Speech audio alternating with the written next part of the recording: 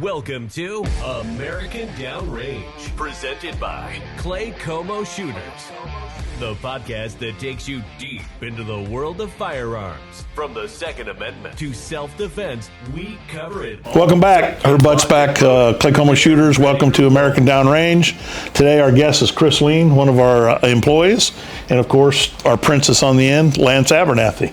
Chris, tell us a little bit about yourself. Well, I am a former police officer. I worked for KCPD for probably 31 years. And wow. Retired, and my buddy here hit me up to come work for him, and I had to have a year kind of hiatus to cheat Uncle Sam a little bit. That's another cash. And the IRS guys watch this, right? Allegedly. Allegedly. That happened allegedly. yeah, I know how that law enforcement game works. That's right. It's not too efficient most of the time. I met Herb and Lance years ago. They started coming to jiu-jitsu that we, our Welcome Mat Jiu-Jitsu Club that we had just down the road from here, and developed a close friendship with them, and got them involved in training. I had my own training business, and one of the programs the first program we started was the clamp. And will you demonstrate that on bond later? That's right. We can have him step in. Yeah, I actually did one time. What does CLAMP stand for? Chris Lean Arm Management Program. Which is basically Udigrami. Yep, from Arm Judo or Integrament. Jiu-Jitsu. And See, Steve Scott, I still remember. Did you look that up or do you remember that? No, I remembered that. and, I got it put on me so many times, and I was a clamp instructor, and then a master instructor for him, and then eventually a staff instructor. Yes. For the Yes. company. Soto, I think, is the main one I remember. What is it? Sotogar. Yeah. That's that one, right? With the Major outer reap. Yep. Yeah, that's a good one. So no, that we got started with that program and kind of developed that martial arts technique into a law enforcement subject, resistance alternative, and it spread like wildfire. I taught my first major seminar was ASLET, American Society for Law Enforcement Trainers, and then when that kind of got changed over to ILETA, which is International Law Enforcement Educators and Trainers Association. That was an international seminar that gave us a good chance to expose that to the world, basically. So Awesome. And you know what ended my jiu-jitsu career? I broke your collarbone. No, that didn't end it when you broke my collarbone. I broke his collarbone. What ended my jiu-jitsu career is I made senior brown belt, third degree, which is highest. Also, as well as you, my goal was to beat every black belt in our club. Not so much. So I'm still a brown belt. That was never going to happen.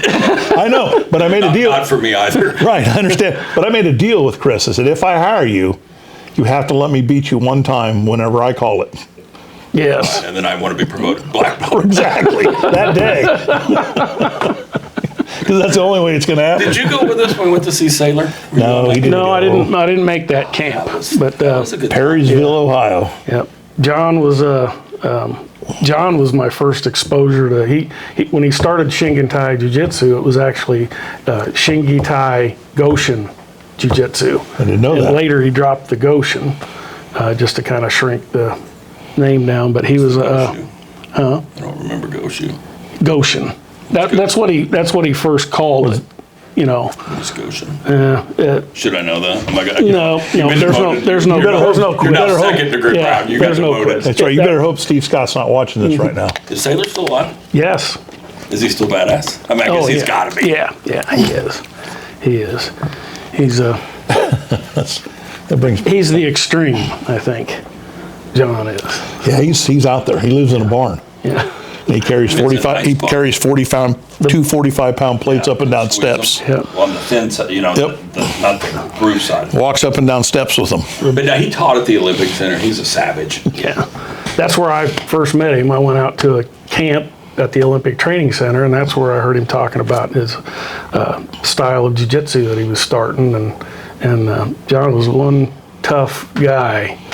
I bet. Now, weren't you When I was an offered old man. the opportunity to go live at the Olympic Center? No, well, I went out there for some camps, and I was thinking about trying to go out there. Several people from Welcome Mat went out there, but I had to get a job.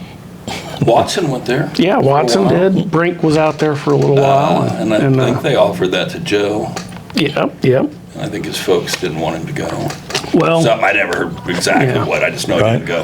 But he used to tear me up. Now, Joe's a big kid, though, too. But like Watson, I had 100 pounds on Watson and was lifting and going to jiu-jitsu pretty regularly. I mean, he stacked me on my head. He threw me around like a rag doll. How'd that feel? Difference. You break your collarbone? No. You fucking lummox. Not that big a pussy. No, he did not break my collarbone, but he... You know you got one coming, right? He hurt my pride a great deal. You know that, right? That was a long time ago. Yeah, we should go back. I'm just going to break it again. Didn't Okay. Didn't learn the first time. Cheat. some things you just can't forget. He did cheat. I get him to tap, and I'd let go. I'd tap. I mean, he'd like, and I'd let go, and it was on. Yeah. I'd sink something on. Oh, yeah, you like that now? Oh, I remember watching I was going to cover that my show. key, like the lapel, Right? and malt vinegar for you. And get you with that one. He's got an aversion to malt vinegar, and I was just going to Yeah, I hate fucking malt vinegar. do the bat wing, just get it over his face. You could have drank malt vinegar right before practice, because nothing's worse than working out with somebody that has bad breath in a close quarters. And he sweats like a pig, so it went through his pores and everything. Okay, back to reality a little bit. What's your one favorite thing about Chris Lean? Don't steal my thunder. He's the toughest guy I know. That's right. There's that. I mean, like, no one's going to whip my ass if he's right. That's what we got him for. Why do you think I hired him? Yeah, I mean, And he sits at the front door. not his people skills. We know that. Mouthpiece. Yeah. Where's your mouthpiece? In my pocket. Let me see.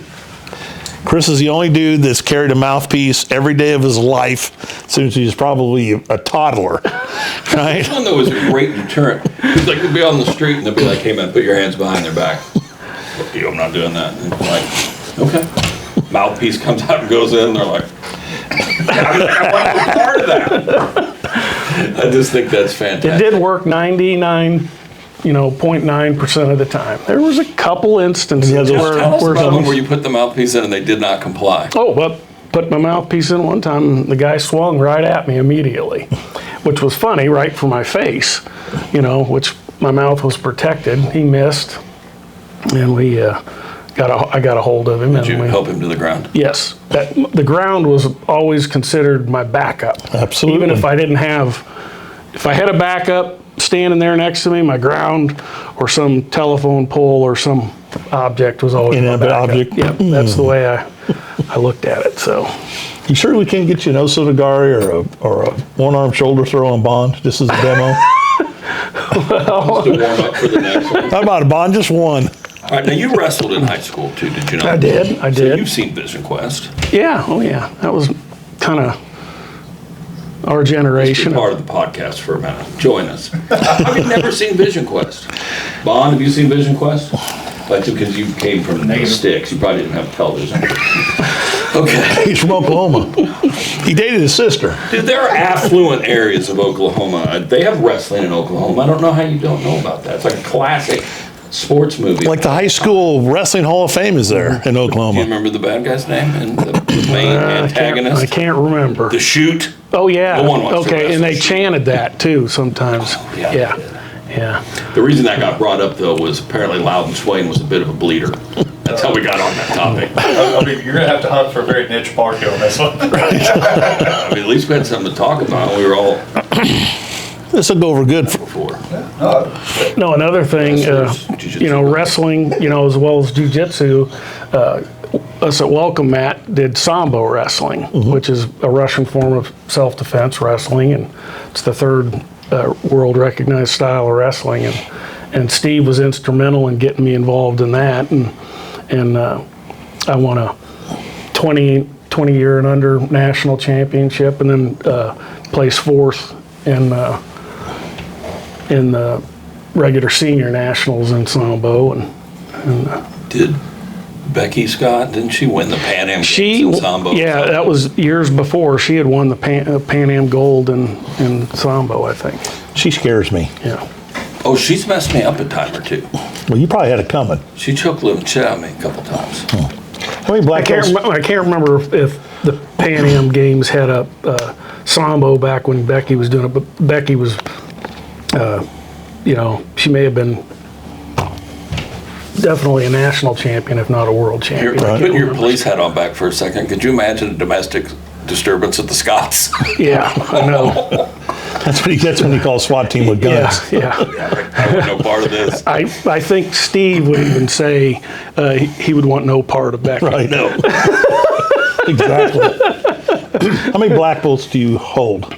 I hold 3 of them. Okay. And because Sambo didn't have colored belts, so it was just like another form of wrestling. Okay. And I have my highest, or no, I have my highest grade is 5th degree in jiu-jitsu, and then I have a 4th degree in Hapkido. So I misspoke. I have 4. Okay. Then I'm a 3rd degree black belt in judo, and a 1st degree black belt in taekwondo. Taekwondo, yeah. So. And the 5th in jiu-jitsu? Mm-hmm. Exactly why I'm not a black belt. Well, it takes time, and To get past you. Well, that wasn't a requirement. I understand. Crazy. All right, so let's talk about your family a little bit. Okay. Married, Lisa? Yes, I am married to my, kind of started out my high school sweetheart. She was the first girl that I ever I thought that's what you were talking about. ever dated in Kearney when I Is she going to watch this? She probably will. Virgin. You're a virgin. Yes. Yeah, absolutely. Yes. But no, we went out in high school for a little bit when we were youngsters, like 14, and then we both dated other people for a little while. Didn't you date her best friend? Was it? Oh, I did one. I did go out with her best friend. Actually, Lisa told me that. Yeah. You guys went out and kind of broke up? Yeah. You went out with her best friend? When you're 14, it's not real serious, but nope. Probably a player back then, weren't you? No, I really wasn't. But after I went off to college, and soon after that, I started dating Lisa again, and didn't take long. And where'd you go to college? I started out at Warrensburg, CMSU. I did not know that. Did you finish? I finished up at UMKC. Okay. So. Right. 2 kids? Yep, 2 kids. Got a daughter named Ashley and a son named Taylor. Or that's his middle name anyway. Right. But fortunate, my kids both live close, so I get to see them and spend a lot of time with them. And son and his wife live in Platte City, and my daughter and son-in-law live on the acreage right next to me. Right. So it's very convenient. I got 2 grandkids. Which is your favorite part? Yep. That's probably the best thing in life that I've experienced, is actually being a grandpa. That and working here.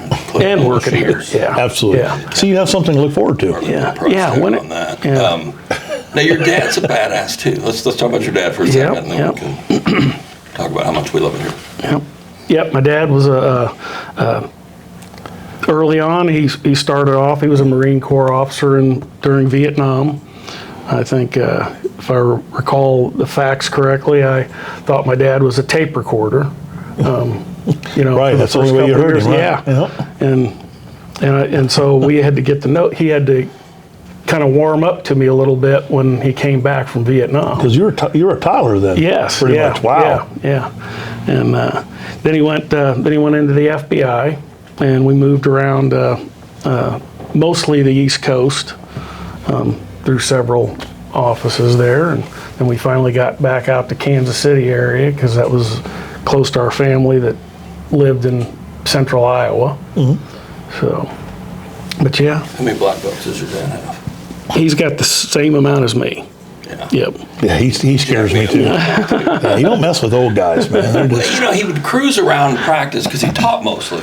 So he looked very regal and professional. Until he touched He'd you. wander around, and I wasn't understanding something. You know why? Because I'm dumbass. Because you are stupid. And I was like, hey, could you help me with this? And then this old dude just snapped into action like a cat and grabbed a hold of me and snatched me up. And I was like, I'm glad I was always pleasant to him. This dude would just whip my ass. Yeah, Larry's tough. Yeah, He was fast. yeah.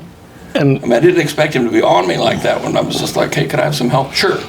Boom. He was. He's like, you asked for it. he was always serious. He was very good at motivating me to train and better myself. Yeah, because you kick your ass. Yeah. You didn't have a lot of options. Yes. Nice. Yeah, I remember as a kid telling him something like, when I was feeling my oats a little bit, you couldn't knock me out. Well, next thing I know, I was waking up off the floor. He didn't hit me, but he grabbed a hold of the collar of my shirt and twisted it a little bit, and there I go. Hello, dummy. Yeah, I remember him looking me right in the face. What did you say? Nothing, sir. Anybody help you again? How many times did that happen to you? One time. I was smart. Okay, I was going to say you weren't a hard learner. In fact, another thing, I got to brag on him a little bit. When I was in college and I was competing in judo, I was pretty serious about that, and judo and sambo, and I couldn't make this one tournament. It was a Missouri State tournament, and he entered my weight class.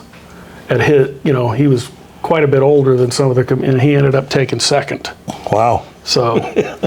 He was just Chris Lee. Well, yeah. Is that even legal? That's awesome. That's a true story? Yeah, That's He awesome. didn't impersonate me. He just went and entered my weight category and everything. And I happen to know you have a vacant spot. That's right. He ain't going to make it, so I'm standing in for him. And took second. How old was he then? well, He'd be 50. Yeah, he had to be 50 something, yeah. Yeah, early 50s. But I think when he was pretty active. I remember about that same time period, he rode in the MS 150, rode his bike, all the way across the state or whatever the track was. But, he... Wow. So. That's awesome. He's awesome. They were always good to me. I mean, when I first started teaching for them, I was with the sheriff's department when I first started teaching the clamp and grasp, and they moved me up in the ranks to staff instructor after I went to the air marshals.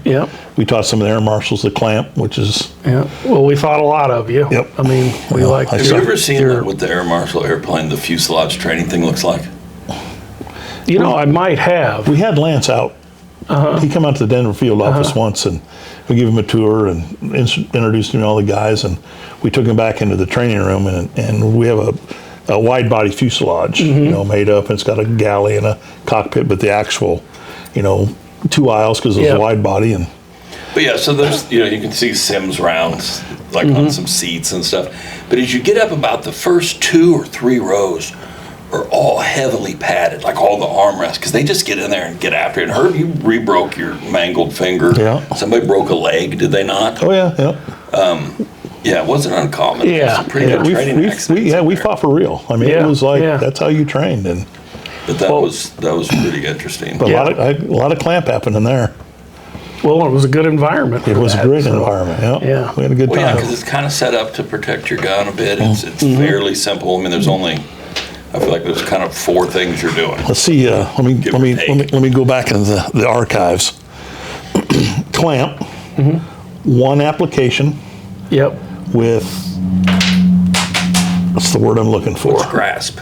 Is that part Multiple applications. One technique, multiple applications. Yeah. I still got it. Yeah. That was 20 Well, years because ago. there's that thing where they talk about, I mean, sometimes if you're not practicing all the time, the more you know, the slower your reaction time may be as you're working through those moves. So, I mean, if you can keep it very simple and direct. Yeah. I mean, I think I still remember most of the... Well, the Udagami or the arm entanglement, the clamp we used, because you could use it on the airplane. I mean, the guy was sitting in the seat or standing up, or you had him on the ground, or he had you on the ground, whatever, you could apply that clamp. Yep. No matter where you're at. Yep.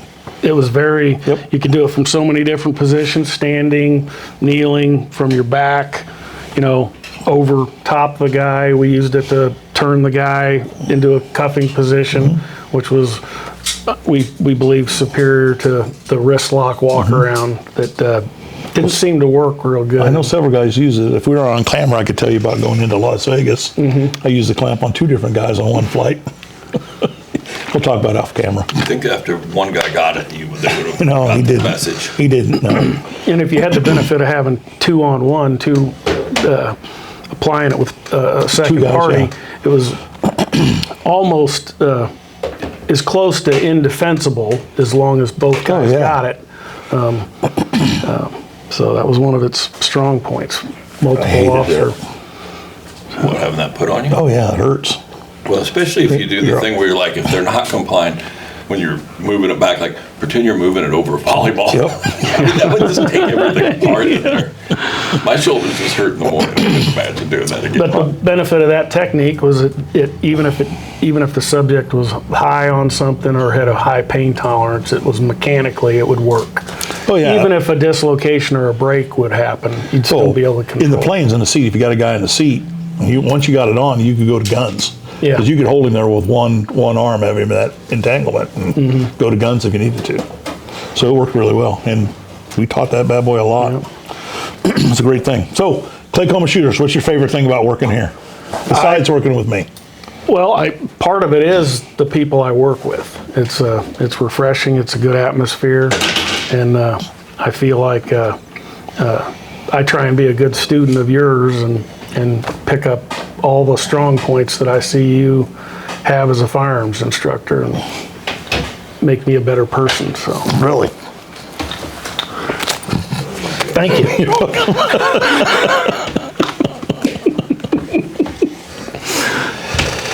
I guess we all are firearms instructors. We are, yep. And just about everybody that works here is a firearms instructor. That's kind of our claim to fame, And most everybody here is law enforcement or military. Is anybody here that's not a firearms instructor? At least at some level. No, everybody. can't think of anybody. Butch, the new guy. He's the only one. That book. He's brand new. He just works like 1 day a week. He's a good kid. He worked for Harley Davis for a long. I've known him for years. Yeah, you know him. Yeah. What's your favorite aspect of here, though? Besides the people? I mean, that's cool. What's your favorite? What do you love about this place? Well, This is not scripted. This is. Yeah, you can tell by the Yeah. giant. Oh, yeah. No, they're not scripted. We're idiots. I feel good and happy about coming to work, and it truly is the camaraderie. Okay. Now the ability to do training and be involved in that is a byproduct of it. But I would say the camaraderie is. What's your favorite class to teach? Well, I do enjoy private lessons, Okay. but we offer, several other ones, and I've had a good time with the women's self-defense classes, and I think handgun disarming and retention are going to be That's gonna be a good one. good popular one when you have so many people carrying firearms now. Because what's the one that you do that involves a little bit of the jiu-jitsu and the training, the TNT? But everything's kind of, it's called threat neutralization techniques, and then there's different programs, women's counter assault program, handgun retention and disarming, long gun retention and disarming. But you're getting to use some of that and edge martial weapon, arts yes, and yeah. Defensive tactics Yeah, training, in yeah, that, which is cool. my martial art- be no one better than you. My martial arts background and my wrestling background, which wrestling's a martial art also, that helped me have the knowledge and the skills to develop those programs. Right. Like GRASP, ground reaction and self-protection, was a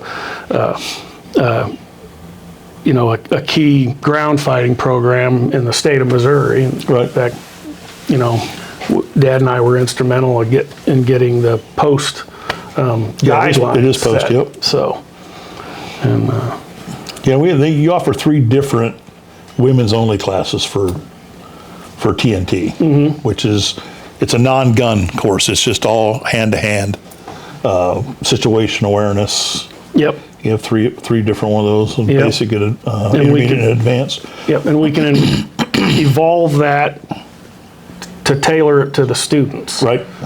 So, Yeah, because the very first class I did with you, we had like a 82 or 83-year-old yes. lady that took the basic. I mean, she's up there. We've got a dummy named Bob, and she was kicking his ass. She was impressive. For 80-something years old, yeah. Yeah. So it's basically for anybody. Yes. We've had Yep. young girls down to what, 12 or 13 take it? Yep. No, we can fine tune that training to suit the physical abilities of the person receiving it. So it's not, we don't say this is the technique you should do. We try and find what's a strong technique for them and fine tune that. Put that in their toolbox. Yeah. Awesome. And that's kind of my philosophy about any of the training, truly. Right. You might have a program, you expose somebody to a vast amount of different situations and techniques to deal with those situations, but then you try and get people to focus on their favorite ones or a few and get many reps. Refine that. Yeah, Right. yeah, because you've got to have repetition It's or it kind of won't. like being able to change up, like on the DSF, where they, will ask them, do you have any physical ailments or issues that may prevent you from doing it this way? And if Right, you do, that's right. let's see if we can work around Right. it, And the DSF is our defensive shooting fundamentals course that we put on here, and that's for anybody, men or women. It's an advanced course. You have to have a CCW license and a CCW2 course that we offer to get to the DSF. But we're going to be revamping that program too. They've got a new one coming out. It's a little more advanced.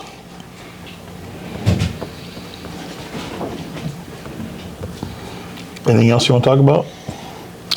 Talk about anything you guys want. It's your least favorite thing about working here. Working the cash register.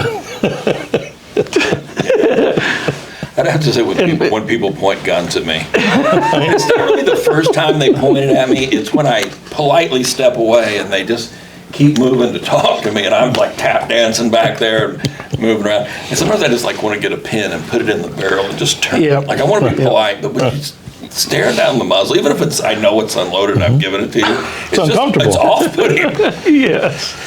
Well, Please the other stop day, pointing that at me. I moved from one point to another. Oh, yeah, he was following the guy out here because- at the range desk. He was showing Craig a gun, and the gun was coming in, and I see Chris start over here, and he goes all the way over to where I'm sitting. I'm like, what are you doing? Trying to get out of line of fire. The gun was clear, but like you said, it's still uncomfortable. Yeah. Because some people aren't the sharpest tools in the shed. Yeah. Well, you don't know. They might have wanted to put a bullet in there to see if it fits. Could be. Yeah, that's true. And Wouldn't be the first time. some guy was showing you a gun one time because you were going to evaluate it on what it was worth, and you said something about just make sure it's unloaded, and he goes, pointing it in a safe direction, and he said, oh, certainly. He was looking at you. He swept me with the gun as he put it back on the counter. And then you checked it and it was loaded. Not that particular one, but more than often, and the gun comes out for me when I'm behind the counter. I'm hands on that gun. Yeah. Just leave it go. I'll take care of it. And several different times, I had no idea that was loaded. No shit, Sherlock. Always know the condition of your gun. No, I'm getting better at working the retail side of it. I warned Herb that I'd never done anything but farm work and stuff like that before Police work. yeah. Farm work and kicking ass is really what I'm good at. Well, I'm going to bring something else up that's kind of near and dear to your heart. We had a pretty good crew in here on Mondays, Yes. and then someone left us. I know. You know what I was know. awesome about Mondays? We used to get like barbecue and meat every Monday. Yeah, it was Meat Monday. That was fantastic. Yeah. It was And Meat then Mondays. That went away. Well, that went away Sad how because things changed. Sometimes. that went away because you went away. No. Come back, I'll do Meat Mondays all over again. Put this in the meat fund. Let's see how the schedule works out. You should see Chris in here because Monday, for some reason, Robert and Doug, who do most of the ordering, they time it so it comes in on Mondays for poor Chris. So this cabin back here be full with boxes all the way around. It's just Chris. And then I got to come out of the back and help him because you abandoned him. Yep. Still here in spirit. I mean, I'm here today. That's got to You are. We keep warm your hearts a bit. kind of hoping you'll come back with a little more attendance there. It's not the same without John nowadays. You know, I sometimes hope you feel bad. I really do. I'm crying a lot. Sometimes I'll hang up the phone with somebody, you know, dealing with a customer. Where's Lance when I need him? Right. Talk to them crazy people. But no one did it better than You you. know, I just feel like, man, I don't need to hear your whole life story to get to the point where do you have any 12-gauge shells? Just, I've got back boxes stacked up and shit to do. Back in the day, my grandpa used to get Peters. I'm like, do you have any 12-gauge? Yeah, we do. Just, goodbye. And you handed all crazy people off to Craig anyway, so what difference does it make? Right. Claycomo Shooters, no, your suppressor's not in. May I help you? That was part of that camaraderie. Exactly we knew right. Craig would We could like hand him that. off to Craig, yeah. So Because he's crazy himself. And he's leaving us. He's the best at that. And he's leaving us. He's moving to the lake. Let me transfer you to Craig. Right. Anything you would like to see here, a different direction? Any training new training you'd like to come up with? Or I know we talked about, handgun retention and self-defense, and we're going to do that. Yeah. But anything else that you would like to see? I think that's the bright side of working for somebody like you. We can evolve anything we want as far as training goes. So it's just a matter of, Did you hear that, Lance? He likes working with me. having the, He didn't quit me. No, that's loyalty. making little upgrades in our facility to do other training, and I think I look forward to that. We just took on HK, did you know that? We're law enforcement dealer for HK and Benelli now. So you've been so long since you've been here. Just the hope of them never getting a paycheck. This is like almost as bad as the cigar store. Right. The old days when they'd be like, it's payday, Lance, you owe us $400. Well, but you have nice things. That's true. You can't really put Every a 2 price weeks, on that. you get nice things. Perfect. Dan, anything you think we should talk about? Anything you want to interject over there? All good. Hey, this has been a You're all good? downrange. That's right. All right, we're going to end it here. Appreciate it a lot, brother. You're the man. I enjoy working with you. I love you. Lance, you too. Love you too. Herb Butchback, American Downrange. Hey, this Herb with Claycomo Shooters. Like and subscribe to American Downrange on YouTube. We appreciate it. You guys have a great night. Thanks for listening to American Downrange, where we keep you locked and loaded. If you love the podcast, share it with a friend. We'll see you next time on American Downrange, presented by Claycomo Shooters.